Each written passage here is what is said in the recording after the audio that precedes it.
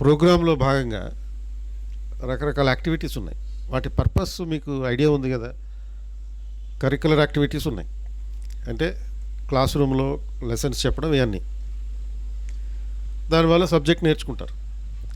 తర్వాత extra curricular activities ఉన్నాయి, అంటే ఈ స్పోర్ట్స్ లేకపోతే కల్చరల్ యాక్టివిటీస్, ఇవన్నీ ఎక్స్ట్రా కరిక్యులర్. అలాగే కో కరిక్యులర్ యాక్టివిటీస్ ఉన్నాయి. ఎంయూఎన్, మాక్ అసెంబ్లీ, మాక్ పార్లమెంటు, లేకపోతే మాక్ ఎలక్షన్స్, ఇవన్నీ పెడుతుంటారు. స్పీకథాన్ లాంటి యాక్టివిటీస్, ఇవన్నీ కో కరిక్యులర్ యాక్టివిటీస్. సో మరి వీటి ఆబ్జెక్టివ్ ఏంటి? జనరల్గా మెయిన్ ప్రయారిటీ అనేది కరిక్యులర్ యాక్టివిటీ. ఈ కరిక్యులర్ యాక్టివిటీస్లో మీరు సబ్జెక్ట్ నేర్చుకుంటారు, బాగానే ఉంటుంది, అందరూ నేర్చుకుంటారు, దేశంలో అందరూ నేర్చుకుంటారు. బట్ మీరు మిగతా వాళ్ళకి మీకు ఉన్నటువంటి వేరియేషన్ ఏంటి? మిగతా వాళ్ళు సపోజ్ హిస్టరీ ఉందంటే హిస్టరీని ఓన్లీ ఆ టెక్స్ట్ బుక్లో ఉన్నట్టుగానే చదువుకుంటారు అంతే. మీరు కాంపిటేటివ్ ఎగ్జామ్ పాయింట్ ఆఫ్ వ్యూలో హిస్టరీని చదువుతున్నారు. అంటే కాంపిటేటివ్ ఎగ్జామ్స్లో ప్రీవియస్ ఇయర్స్లో ఏ విధంగా క్వశ్చన్స్ వచ్చినాయి, ఆ క్వశ్చన్స్ ఏ విధంగా ఆన్సర్ చేస్తున్నారు, దేని మీద ఫోకస్ చేస్తున్నారు. ఇండస్ వ్యాలీ సివిలైజేషన్ గురించి చదివినప్పుడు only Indus valley civilization features చదవట్లేదు. ప్రీవియస్ ఇయర్ క్వశ్చన్స్ ఆధారంగా ఇండస్ వ్యాలీ సివిలైజేషన్లో అప్పుడు ఉన్నటువంటి ప్రజల యొక్క కల్చర్ గురించి తెలుసుకుంటున్నారు, రిలీజియన్ గురించి తెలుసుకుంటున్నారు, వాళ్ళ ఇతర ఆచారాల గురించి తెలుసుకుంటున్నారు. ఇప్పుడున్న వాటితోటి, ఇప్పుడున్నటువంటి పద్ధతులతోటి కంపారిజన్ నేర్చుకుంటున్నారు. అలా ఈ కరిక్యులర్ యాక్టివిటీ అనేది మిగతా వాళ్ళకన్నా భిన్నమైంది.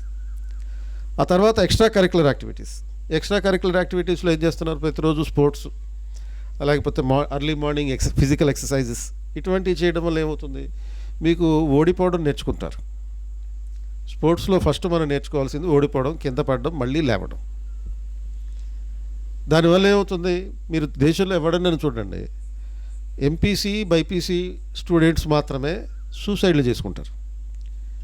హెచ్ఈసి, సిఈసి ఈ స్టూడెంట్స్ ఎప్పుడు సూసైడ్లు చేసుకోరు. మీరు అస్సలు చేసుకోరు. ఎందుకని? మీకు లైఫ్ పట్ల ఆ యాక్సెప్టెన్స్ ఉంది,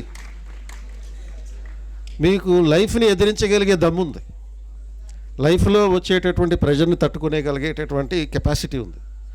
ఆ రావడానికి మెంటల్గా మీరు చదువుకుంటున్నారు, సైకలాజికల్గా మీరు వచ్చేటటువంటి డెసిషన్ మేకింగ్ స్కిల్స్ ఎలా ఉంటున్నాయి, ఫిజికల్గా కూడా మిమ్మల్ని అలా సిద్ధం చేయడం జరుగుతుంది. రాజన్న సార్కి, చిరంజీవి సార్కి మీరు ఎప్పుడు కూడా థ్యాంక్ఫుల్గా ఉండాలి. మీకు వాళ్ళు నేర్పిస్తున్నటువంటి ఈ స్పోర్ట్స్ కానీ ఇటువంటివి కానీ. ఇప్పుడు మన డిగ్రీ థర్డ్ ఇయర్ స్టూడెంట్ ఎవరు, వీరేంద్ర, ఎవరైనా కరాటే ఛాంపియన్ అయ్యాడు ఇప్పుడు. సో ఉన్నాడా? వీరేంద్ర ఉంటే ఒకసారి నిలబడండి, ఒకసారి అందరూ చూస్తారు. ఒకసారి ఆయన కరాటే చేస్తున్నటువంటి వీడియో చూశాను. చాలా తెలివిగా, అంటే మామూలుగా అందరూ కరాటే, కుంగ్ఫు, బాక్సింగ్ ఇటువంటి ఏమైనా ఉంటే ఫిజికల్గా ఫైట్ చేస్తారు. కానీ ఇతని వీడియో నేను చూశాను. ఆ వీడియోలో అతను ఫిజికల్గా ఫైట్ చేయట్లేదు, సైకలాజికల్గా ఫైట్ చేస్తున్నాడు, తెలివిగా ఫైట్ చేస్తున్నాడు. ఒకసారి నిలబడమ్మా, నేను చూస్తాను ఒకసారి. మిగతా వాళ్ళు కూడా చూస్తారు. ఉన్నారా? స్టూడెంట్ లేడా? ఓకే. సో అంటే సైకలాజికల్గా అతన్ని ఎదుర్కొంటున్నాడు, అలాగే మెంటల్గా ఫైట్ చేస్తున్నాడు అని చెప్పాను కదా. ఎక్కువ కష్టపడట్లా. ఇప్పుడు ఒక క్రికెట్లో బ్యాటింగ్ చేసేటప్పుడు లక్ష్మణ్ బ్యాటింగ్ చూసారా మీరు ఎప్పుడైనా? లక్ష్మణ్ ఎంత స్టైల్గా అయితే ఆడతాడు, లేకపోతే ఇప్పుడున్న శుభం గిల్ ఎలా అయితే స్టైల్గా ఆడుతున్నాడు,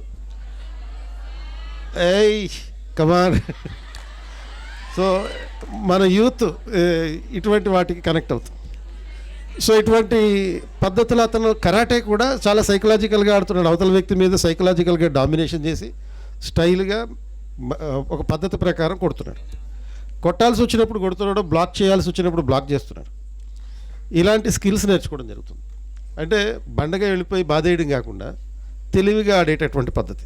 అంటే నువ్వు ఆటలాడుతున్నప్పుడు ఒక సందర్భంలో మీరు మన బాయ్స్ క్యాంపస్లో కబడ్డీ ఆడేటప్పుడు చూశాను నేను.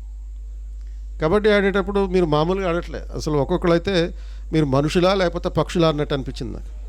అంటే గాల్లో ఇట్లా ఎగురుతున్నారు, ఇట్లా హారిజాంటల్గా ఎగురుతున్నారు. అది సూర్యకుమార్ యాదవ్ 6 కొడితే బాల్ ఎలా వెళ్తుంది? ఆ స్టైల్లో ఎగురుతున్నారు మీరు, బాల్స్ లాగే ఎగురుతున్నారు. సో అటువంటి అంటే కింద పడుతున్నాడు, పడిన వెంటనే మళ్ళీ బౌన్స్ అయి పైకి లేస్తున్నాడు. ఇది జీవితంలో మీకు ఆటోమేటిక్గా మీకు తెలియకుండానే అప్లై అయ్యి మీరు పుంజుకునేటటువంటి పరిస్థితి. అంటే లైఫ్లో విజయం ఎంత నార్మలో వైఫల్యం కూడా అంతే నార్మల్. ఈ రెండింటిని మీరు ఈక్వల్గా తీసుకోగలుగుతున్నారు.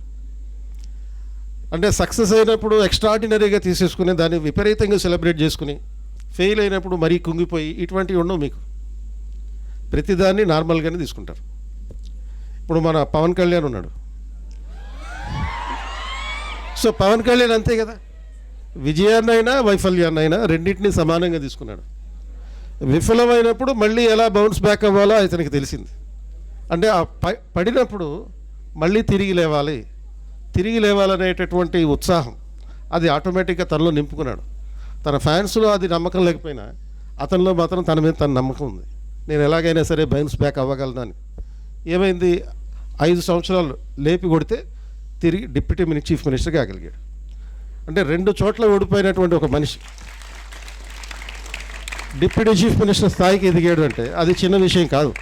అది కూడా ఎటువంటి పరిస్థితుల్లో చుట్టూ పూర్తిగా నెగిటివిటీ ఉన్నటువంటి పరిస్థితులు, చుట్టూ పూర్తి నెగిటివిటీ, ప్రతి ఒక్కళ్ళు తిట్టడం. అటువంటి పరిస్థితి నుంచి బౌన్స్ బ్యాక్ అయ్యి ఒక స్థాయికి తెచ్చాడు అలాంటి వ్యక్తి. ఇప్పుడు మనకి ప్రభాస్ ఉన్నాడు, ఆయన కూడా అంతే కదా. ఒక సినిమా ఎప్పుడో బాహుబలి 2 అని చెప్పి ఎప్పుడో సక్సెస్ అయింది, అయినా కానీ ఆయన ఆగల.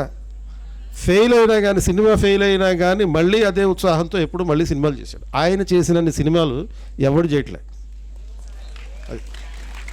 అంటే మళ్ళీ అది కూడా ఎటువంటి సినిమాలు, వరల్డ్ క్లాస్ సినిమాలు. ఓన్లీ ఏదో ఒక లోకల్గా తెలుగు ఇట్లా కాకుండా, ప్రాంతీయంగా కాకుండా వరల్డ్ క్లాస్ సినిమాలు తీస్తున్నాడు. అండ్ అటువంటి ఎనర్జీ పర్సనాలిటీ. అంటే జనరల్గా పబ్లిక్లో ఏముంటుందంటే అతని మీద చాలా లేజీ ఫెలో అన్నట్టు ఒక ఒపీనియన్ ఉంటుంది. కానీ అతను లేజీ ఫెలో కాదు. అతను చేసే నెంబర్ ఆఫ్ సినిమాలు కనుక మనం చూస్తే అతను లేజీ ఫెలో కాదు, హీఈస్ వెరీ మచ్ యాక్టివ్. అంటే పబ్లిక్ మనం ఎలా అయినా కనపడవచ్చు, మన పోరాటం మాత్రం ఆగకూడదు. అలాంటి యాటిట్యూడ్ మీకు డెవలప్ అవ్వడం కోసమే స్పోర్ట్స్ నేర్పించేది కూడా అందుకనే, స్పోర్ట్స్ ఆడించేది అందుకనే. కాబట్టి మీరు పొద్దున్నే లేవండి, ప్రతిరోజు 5 గంటలకల్లా నిద్ర లేవండి. మీ శరీరాన్ని బలోపేతం చేసుకోండి, మీ బాడీ స్టీల్ బాడీలా తయారు చేసుకోండి. అండ్ అంటే ఇది ఈ స్టీల్ బాడీలా తయారైతే మీ స్పోర్ట్స్ ఆడినప్పుడు అది మీకు సహకరిస్తుంది. అండ్ ఈ సివిల్ సర్వీస్ ఎగ్జామినేషన్ అనేది it will demand, the civil service examination demands a lot of physical energy. Physical energy కూడా దీనికి కావాలి. ఎందుకంటే ఇందాక మేము అనుకున్నాం 10 గంటల పాటు మనం కాన్స్టెంట్గా చదవాలి, కన్సిస్టెంట్గా చదవాలని చెప్పాను. మరి అంత 10 గంటల పాటు కాన్స్టెంట్గా కన్సిస్టెంట్గా చదువుతుంటే మైండ్లో నుంచి పొగలు వస్తాయి, బుర్రలో నుంచి పొగలు వస్తాయి, తల మీద నుంచి పొగలు వస్తాయి, అంత వేడెక్కిపోతుంది. మరి అంత వేడిని తట్టుకుని మన బాడీ నిలబడగలగాలి అంటే మన ఫిజికల్గా కూడా చక్కగా స్ట్రాంగ్గా ఉండాలి. అండ్ దీంతో పాటు ఈ ఫిజికల్ యాక్టివిటీతో పాటు కరిక్యులర్ యాక్టివిటీస్. ఈ కరిక్యులర్ యాక్టివిటీస్ అనేవి ఎందుకు, మనం రోజు చదువుకునేదాన్ని ప్రాక్టికల్గా చేసి చూపించడం కోసం, ఎక్కువ కాలం మీకు అది గుర్తుండడం కోసం. ఎలక్షన్ కమిషన్ ఎన్నికలు నిర్వహిస్తుంది, ఎలక్షన్స్ కండక్ట్ చేస్తుంది అని అందరూ నేర్చుకుంటారు ఒక సెంటెన్స్. కానీ మీరు మాత్రమే ఆ ఎన్నికలు ఎలా నిర్వహించాలి అని చెప్పి లాస్ట్ ఇయర్ మీ సీనియర్స్ చేశారు కదా, మాక్ ఎలక్షన్స్ చేశారు. అండ్ ఆ మాక్ ఎలక్షన్ చేసి మీ రిప్రజెంటేటివ్స్ని మీరే ఎన్నుకున్నారు. అది కూడా ప్రపోర్షనల్ రిప్రజెంటేషన్ అనే పద్ధతిలో చేశారు ఆ పద్ధతిని.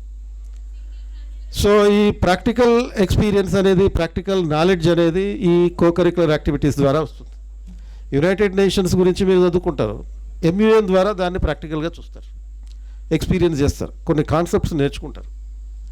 అది అంటే వేరే దేశాలకు, ఇండియాకి సంబంధించి మాత్రమే కాకుండా వేరే దేశాలకు సంబంధించినటువంటి కాన్సెప్ట్స్ని కూడా తెలుసుకుంటారు. అంటే Ukraine, if you are representing the Ukraine, ఆ యుక్రెయిన్ ఎకానమీ ఎలా ఉంది, యుక్రెయిన్ యుద్ధం చేస్తున్నప్పుడు పరిస్థితి ఏంది, యుక్రెయిన్ ఏ విషయంలో ఎక్కువ ఎక్స్పోర్ట్ చేస్తుంది, ఎటువంటి వస్తువులను ఇంపోర్ట్ చేసుకుంటుంది, యుక్రెయిన్ పబ్లిక్ పాలసీ ఏంటి, యుక్రెయిన్ సోషల్ పాలసీ ఎలా ఉంది, ఇలాంటి విషయాలన్నీ MUNలో పార్టిసిపేట్ చేసేటప్పుడు ఆ దేశాలకు సంబంధించిన విషయాలు తెలుసుకుంటున్నారు. మీరు ఇన్ని రకాలుగా చేస్తున్నప్పుడు ఆటోమేటిక్గా మీరు ఒక కాంప్రహెన్సివ్ హ్యూమన్ బీయింగ్ లాగా తయారవుతారు. ఇప్పుడు కాంప్రహెన్సివ్ హ్యూమన్ బీయింగ్ అంటే a personality who is physically strong, mentally strong, as well as socially strong. అంటే మిగతా వ్యక్తులతో సొసైటీలో ఉండేటటువంటి మిగతా వాళ్ళతో కూడా చక్కగా రిలేషన్స్ మెయింటైన్ చేస్తారు. ఆ కెపాసిటీని మీకు ఈ 3 ప్రోగ్రామ్స్ ద్వారా ఇవ్వడం జరుగుతుంది. That is the purpose why we are focusing always on curricular activities, co curricular activities and extra curricular activities.